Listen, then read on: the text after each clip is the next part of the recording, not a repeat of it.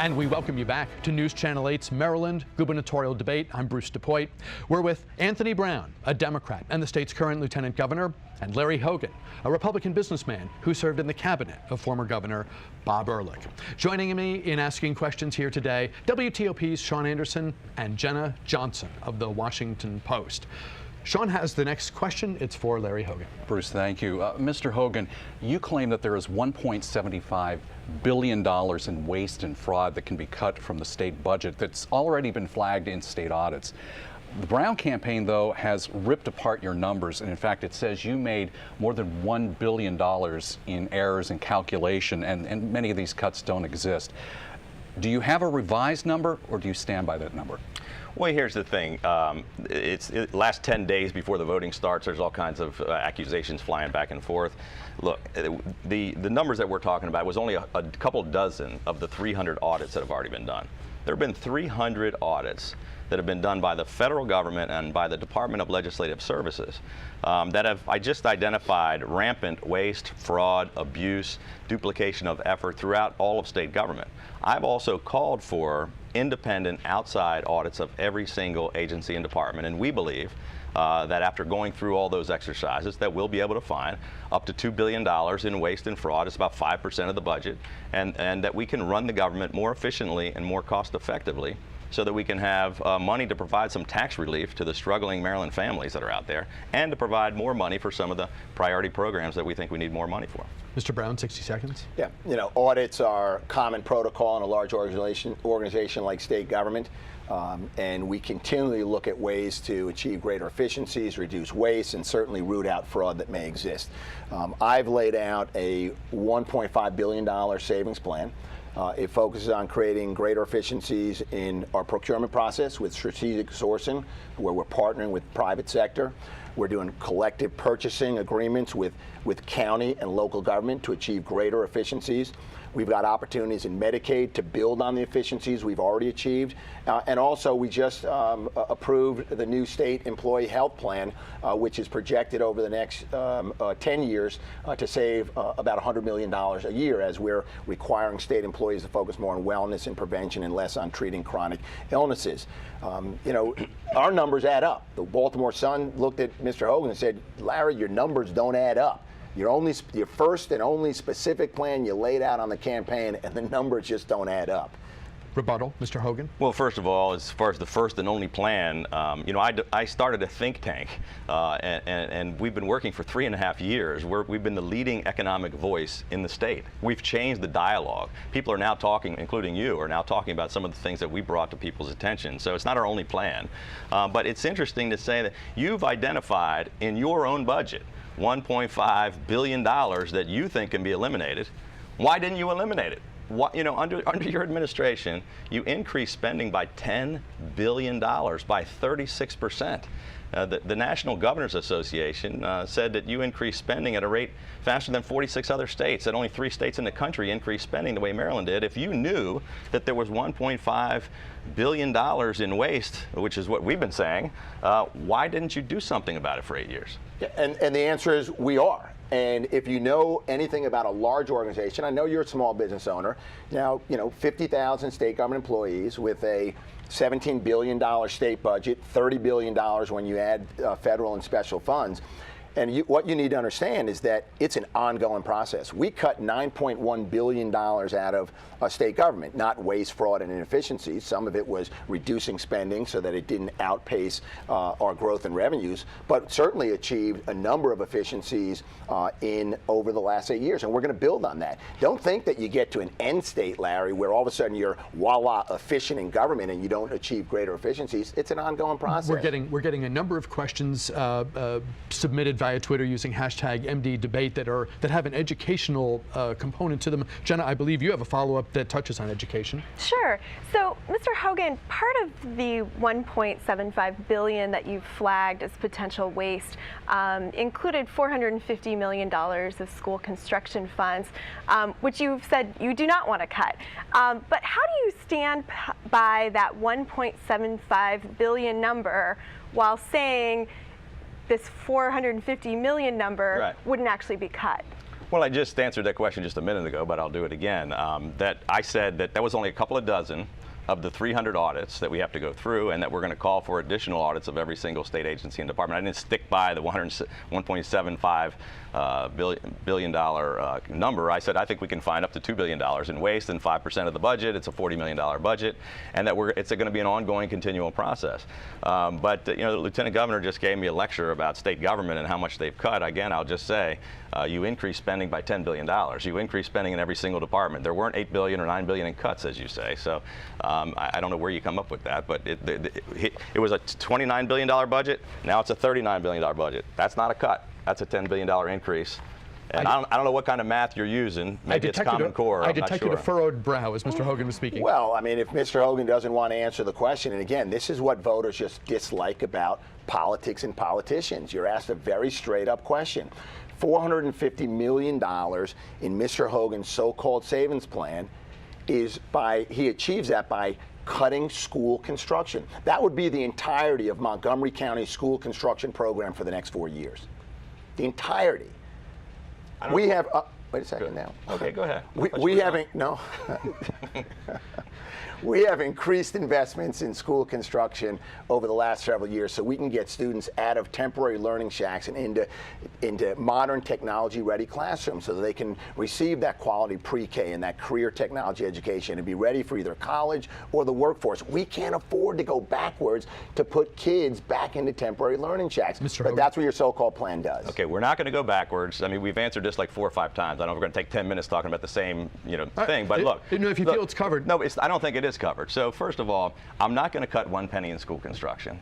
Okay, and we're going to focus on trying to improve this economy so we can have more revenue, so we can actually spend more money on school construction. When I was serving in the Ehrlich administration, we doubled spending on education. We doubled school construction. My running mate, Secretary Boyd Rutherford, who was the Secretary of DGS, was in charge of all real estate and construction for the state of Maryland, and he sat on the intergovernmental agencies that reviewed school construction, and it's going to be a big priority for us. Jenna Johnson, a question for Lieutenant Governor Brown. Got it. Lieutenant Governor, you've said that you want to provide free half-day pre-kindergarten classes to all 4-year-olds by 2018. You said that would cost about $138 million and that the money would come from casinos. What happens if that money doesn't come through or it dries up? What's your backup plan for funding that? Sure. So we're going to expand universal voluntary pre-K to all Maryland 4-year-olds by 2018. It's about a 2% increase in the education budget. 2 years ago in the General Assembly, we revised the expanded gaming formula for education so that you could use it for pre-K education. So we're going to use that. Look, if revenues come up short, that's true whether it's for expanded gaming or in any other revenue source for Maryland. We're going to do what we always do, which is make sure that there are no new taxes in this administration, that we don't jeopardize our AAA bond rating. We have a balanced budget that comes in with spending and debt affordability. And within all those parameters, you will see in a Brown-Ullman administration that education is a top priority. And top of that list of that education priority is expanding pre-K education. Let me take the last 12 minutes to say, Larry, if you're going to take credit for the Ehrlich administration's work, you got to take credit for the 40% increase in college tuition. You appointed 10 of the 14 members of the Board of Regents. They increased it by 40%. You can't only take the good and not the bad. 60 seconds, Mr. Hogan. Well, so I was going to go back to he's got a new question thrown in there, but hey, let's take education. That one. First of all, I've never supported 1 penny in increases in tuition my entire life. You've increased tuitions 5 years in a row, and I've been the leading voice of opposition to those increases in tuition that you and Governor O'Malley pushed through. So you keep going back. I can't be blamed for everything that happened in the Ehrlich administration. I was talking about a specific thing that my running mate was involved in with respect to school construction, but I had nothing to do with tuition increases. Pre-K, we both agree that pre-K would be a wonderful idea, that we ought to try to strive to expand pre-K, but your plan is just, smoke and mirrors. You're talking about, you don't come up with how you're going to pay for it. You don't really have a plan on how to implement it. And your plan says it's not going to happen until 2022, and yet you're just using it as a campaign gimmick to make people think that it's going to happen, and it's not. We've already started to implement pre-K and enrolled 1,600 students this year. Look, Larry, what Marylanders are looking for are leaders who have the courage of their conviction to say, these are the decisions we made, and this is why we made them. You were part of the prior administration. Look, either stand up and take responsibility. You were a senior member of the administration. You were the partisan boss, where you made most of the appointments. In fact, you were under investigation and subpoenas because you fired state government employees because they were Democrats. Stand up for your conviction. That's what Maryland voters are expecting. Let's talk about that. First of all, it wasn't the Ehrlich Hogan administration. It is the O'Malley Brown administration. You haven't taken responsibility for your two primary jobs were economic development, where you lost 8,000 businesses and 200,000 jobs, and healthcare, where you lost $288 million on a failed website. Look, I was credited as the appointment secretary. I appointed 7,300 people to all three branches of government, and we've been credited with appointing the most bipartisan, most diverse, and most inclusive administration in Maryland history. And the thing you're talking about was completely, we were completely exonerated. There was no wrongdoing whatsoever. But how do you plead on this notion that you were the partisan boss? I appointed the most bipartisan administration in history, so I guess I was the bipartisan boss, if you want to say. The next question is for you, Mr. Hogan, and it's from me. If you're elected, you will serve with a General Assembly that is overwhelmingly Democratic. Right. Huge, strong Democratic majorities in both the state Senate and the House of Delegates. We know how your former boss, Mr. Ehrlich, struggled in that environment. In terms of specific legislation, not general principles around which I think we all agree, I'm imagining you standing up on the first day of the session, first week of the session, and laying out your agenda. What can you get through this assembly? Well, first of all, my entire life has been about bipartisanship and nonpartisanship. I started the largest independent, nonpartisan group in state history. We have 118,000 people involved, and nearly half of them are Democrats and independents. And I've been saying throughout this entire campaign that this is not a fight between Republicans and Democrats. It's about Maryland's future. That the only way we're going to solve these serious problems that are facing us is to sit down at the table together, reach across the aisle, and come up with real common sense bipartisan solutions. And that's exactly how I intend to govern. I believe that when I'm elected in November, it's going to send a loud and clear message to the politicians in Annapolis that they can't keep increasing spending 36%, that they can't raise taxes 40 times in a row, and that maybe we're going to have to sit down and find some consensus. Maybe we're going to have to compromise. And quite frankly, I have a track record. As appointment secretary, I was required to get 1,840 nominations through the all-Democratic Senate, and I got 1,839 unanimous confirmations. So I have an ability to work across the aisle. And the president of the Senate just said recently that he believes that there's a chance I'm going to be the next governor, and that he's looking forward to working in a bipartisan fashion with me for the good of the state. 60 seconds, Mr. Brown. Sure. In the first legislative session of the General Assembly, working with the presiding officers with whom I've got a great relationship with. I've worked with them for a number of years. My focus is going to be on a jobs agenda, investments in infrastructure, making sure that we don't jeopardize our AAA bond rating, we don't raise taxes, but we do invest in projects like the Purple Line in the National Capital Region, the Red Line in the Baltimore region. On education, continue to move forward on pre-K, but also career technology education. As we incrementally increase investments in school construction, my priority will be on those facilities that can deliver more career technology education. We're going to continue on regulatory reform in government. I've called for a commission to look at tax reform so we can get started on those tax credits for small businesses. And we'll do that in partnership with the General Assembly and with local government, and most importantly, with the private sector. Rebuttal, Mr. Hogan. Well, the last time that the lieutenant governor and his running mate, Governor O'Malley, started a commission on tax reform was right before they pushed the largest tax increases in history. And we certainly don't need any more of that. My entire focus of this campaign is on jobs, struggling Maryland families, and restoring our economy. And that's exactly what we'll focus on. The next question is from Sean Anderson. It is for Lieutenant Governor Brown. Sean? Thank you, Bruce. Lieutenant Governor Brown, let's talk about jobs. Maryland is considered one of the wealthiest states in the nation, yet the state unemployment rate is at 6.4%, which is above the national average. And it's one of the rare times in recent decades it's been above the national average. Now, the labor force participation rate has dropped from 69 to 66% in the last 7 years. And Comptroller Peter Francho, fellow Democrat, has told us in the last few days that the wage growth in Maryland only was up 0.4% in the first quarter of this year. So the question is, what do you say to the person who has lost his or her job, the person who is trying to find a job and gets frustrated and quits, and the person who's hanging on to a job but can't get a raise? Say, look, Maryland's got an economy that has been growing, not as fast as we'd like to see it, coming out of this national recession and protracted recovery, and that we've got to get back to the business of creating jobs. And how do we do that? We invest in infrastructure. You know, for example, we invested with the private sector. Private sector invested $140 million in the Port of Baltimore. As a result, we created 5,000 jobs, half in construction to build the capacity at the Port of Baltimore, half in the long-term jobs. In addition to that 5,000, we attracted 1,200 jobs from Amazon because of the infrastructure investments with their fulfillment center. BMW announced that they're expanding the volume of cars coming through the port and the number of jobs associated with that. Lockheed Martin and Northrop Grumman expanding their activities and footprint in Maryland. So is Under Armour, Volvo, Mac in Western Maryland. It's investments in infrastructure that boost economic growth and they support expanding economies.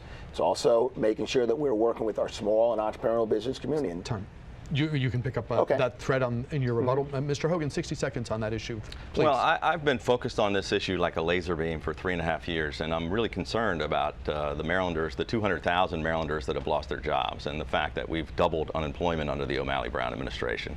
I talk to people every single day who have lost their jobs or in fear of losing their jobs, and I talk to struggling Maryland families and taxpayers. We're not doing well. We're not recovering. We don't have an economy that's growing. We have had zero economic growth, and our state economy, sadly, in spite of the many wonderful advantages Maryland has, our state economy ranks 49th out of 50 states. 2 months ago, we led the nation in job loss, and we have many other months as well. So we talk about the tough recession and coming out of it. Most states around the country are doing pretty well and recovering, but Maryland is coming up way short and doing worse than almost every other state in the country. 45 seconds for rebuttal, sir. As far as Larry, you know Maryland's doing better than that. Sean, part of your question also dealt with wage inequality. That's why I supported raising the minimum wage, which Mr. Hogan opposed.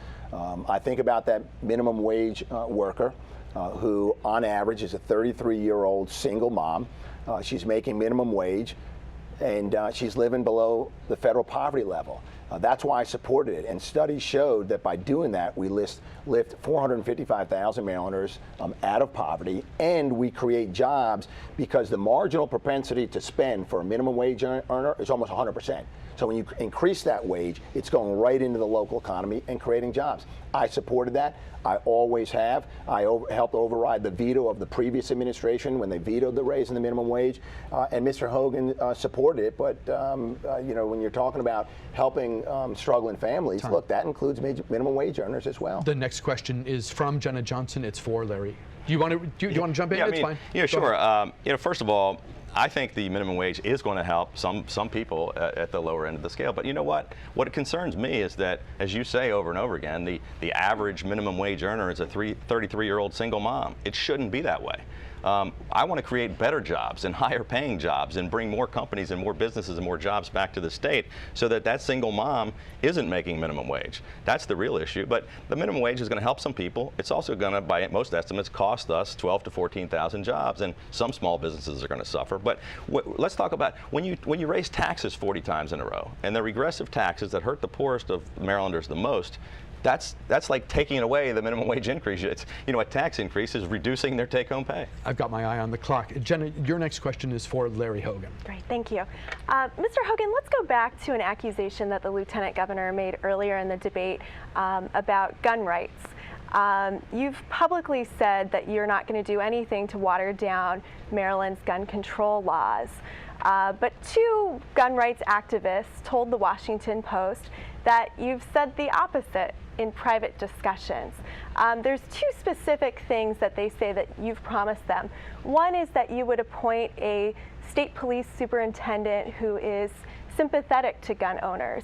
And the other is that you would make it easier to obtain a permit for a concealed weapon. Am I correct in hearing you say that those conversations didn't happen and that those activists are making that up? And in addition to that, what are your specific stances on those two issues? Well, first of all, I can't really comment about two people I don't know that had a conversation in a chat room that you may have spoken to, and I didn't really even read your article in the Washington Post. So I can't speak to that, but I can assure you that as governor, I take an oath of office that says I'm going to uphold the Constitution and the laws of the United States and of the state of Maryland. The Constitution has a Second Amendment in it, which I obviously have to protect people's Second Amendment rights, and we have a number of gun laws that I also have to agree to enforce.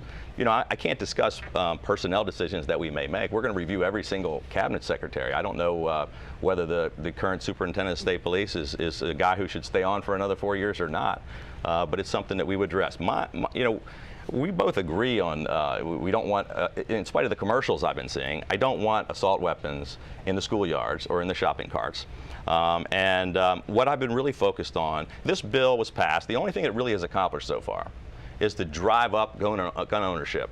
You know, it was the biggest increase in gun sales ever. You'll have, but it hasn't done anything about crime or keeping guns out of the hands of the mentally ill, which is what I want to focus on, or about instant background checks and federal registration, which 38 other states do and we don't. You'll have a second bite at the apple during rebuttal. 60 seconds for you, Lieutenant Governor Senate Brown. Bill 281, I supported. That's a Firearms Safety Act that Jenna asked about. I support it. In response to the Baltimore Sun questionnaire and throughout the Republican primary, Mr. Hogan said, Senate Bill 281, I oppose. It banned assault weapons. He opposed it. It banned high-capacity magazines. He opposed it. It provided for fingerprinting and common-sense background checks to prevent straw purchases. He opposed that. You opposed that. And Larry, in private, you First said... of all, I didn't oppose any of those things, but we'll get It's to his time. This is his time. In private, you said to gun activists, gun right activists, you'll roll it back by executive order and you'll appoint a superintendent that will loosely interpret the laws. Marylanders deserve better than that. There's no family that is immune from violent crime or any crime. My cousin Kathy was shot and killed 6 years ago. That's why I fought to pass the Firearms Safety Act, to give judges greater authority to order domestic abusers to surrender firearms. That, coupled with courageous men and women in law enforcement in our communities, that's why we're making progress in driving crime. We cannot dangerously roll that back, Larry. Rebuttal, sir. Well, you know, it doesn't matter how many times you repeat a lie. It's not going to make it true. And I never opposed limiting assault weapons. I never opposed background checks. I'm very supportive of those things. The only problem I had with SB 281 was it did not go far enough. That we're last in the nation in reporting mental illness, which is a huge problem with some of these cases that prompted the bill in the first place. That we're not doing enough to keep guns out of the hands of criminals. That we're not doing instant background checks like other states. I want more background checks. I want things to be tougher to keep guns out of the hands of people. So, you know, you can't just keep repeating the same thing when it's not true. Larry, you just described the dysfunction in Washington, D.C.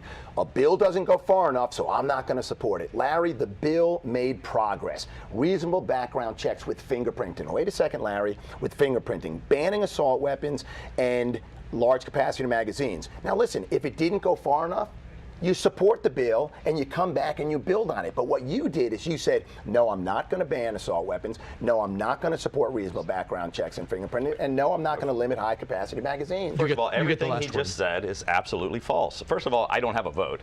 I didn't come out and oppose the bill. I said later on, I was the only Republican in the Republican primary who said we're not going to repeal SB 281, that I don't want to roll it back, and that my concern was these two issues. So what you're saying just isn't true. Because it's time for closing statements. We flipped a coin prior to the debate. Accordingly, Mr. Brown, Lieutenant Governor Brown, you get to go first. 2 minutes for your closing statement. Thank you. First, I do want to thank Larry for participating in the debate, and I want to thank the panelists and our sponsors. Look, Maryland is a great state because of the work that we've done together. We've driven crime down to levels we haven't seen in 4 decades. We have some of the best schools in the nation, closing the gap, the achievement gap. We lead the nation in college affordability, and we have one of, if not the most skilled, educated workforces in the country. We're now back into the business of investing in infrastructure, like projects like the Purple Line, the Red Line, new school construction. But let's face it, this election is not about the past and where we've been. This election is about the future and where we're going. I spent 30 years in the United States Army, both reserve and active duty. I had an opportunity to lead soldiers to train them, to care for soldiers and their families, to send them on missions, often in some very unforgiving and dangerous environments, and did everything I could to make sure that they had the training, the resources, and the leadership to complete their mission and to come home to the families that they love, as well as to this nation. I had the privilege of leading patriotic men and women on a number of campaigns in service to our country. Today, I'm on a different mission. This is a mission for Maryland's future. The fight is different, but it's just as important for Maryland families. And this November, voters are going to have a clear choice. Are we going to wake up every day? And this is what Ken Ullman and I will do every day, fighting for Maryland working families and middle-class values, values that we share with most Marylanders. Or are we going to wake up following Mr. Hogan, who favors and protects the smallest group of the largest corporations, the wealthiest that need it the least? I'm getting up every day with you, fighting for Maryland. I need you in the next 3 weeks on this campaign. I need your vote on November 4th, but more importantly, I need you to work with me and my running mate Ken Ullman as we build a better Maryland for more Marylanders. Larry Hogan, 2 minutes for your closing statement, sir. Well, the Lieutenant Governor likes to say that he wants to build a better Maryland for more Marylanders. But over the past 8 years, he's made it a much worse Maryland for almost all Marylanders. I happen to believe that our state is way off track and heading in the wrong direction, and that we simply can't afford another 4 years of the same failed policies. 40 consecutive tax hikes have taken an additional $10 billion out of the pockets of struggling Maryland families and small businesses. It's caused us to lose 200,000 jobs. Unemployment has doubled. We're number 3 in the nation in foreclosures. We've had 0 economic growth, and our state economy ranks 49th out of 50 states. We just can't take that anymore. We've got to go in a different direction. Folks, this is not just your typical fight between Republicans and Democrats. It's more important than that. This is a fight for Maryland's future. And the decision that we make in the next 22 days will have a lasting impact on the future of our state. It's a very important decision. And it really all comes down to this. If you're comfortable with the status quo, if you're happy with the direction that our state is heading, and you believe that another 4 years, another third term of O'Malley Brown policies would be good for you, your family, your future, and our state, then I think you should vote for my opponent. But if you agree with me that our state is way off track and heading in the wrong direction, and that new leadership is needed, then it doesn't matter what part of the state you live in or what your party affiliation is. You need to vote to bring about that change. I want to thank you for the opportunity to be here today. I want to thank the voters for tuning in and watching tonight. And I hope that you'll consider voting to go in a different direction. This election is in 22 days, and I'd be honored to have your vote, and I look forward to serving as your governor. That concludes today's debate. Larry Hogan, Anthony Brown, thank you so much for being here today. It was a privilege to have you, and I think this was a great conversation. I hope the folks listening today got something out of it. Thank you very much for coming in. You do us a great service by being here. Yeah. It was great to be joined by WTOP and the Washington Post today. Thank you, Jenna Johnson. Thank you, Sean Anderson. Great working with the two of you. And thank you for being with us. Tomorrow, live at 10 a.m. on News Talk here on News Channel 8, analysis of today's debate. And joining us will be columnist Robert McCartney of the Washington Post and reporter Aaron Cox of the Baltimore Sun. I'm Bruce DePoit. We appreciate you tuning in. I'll see you tomorrow.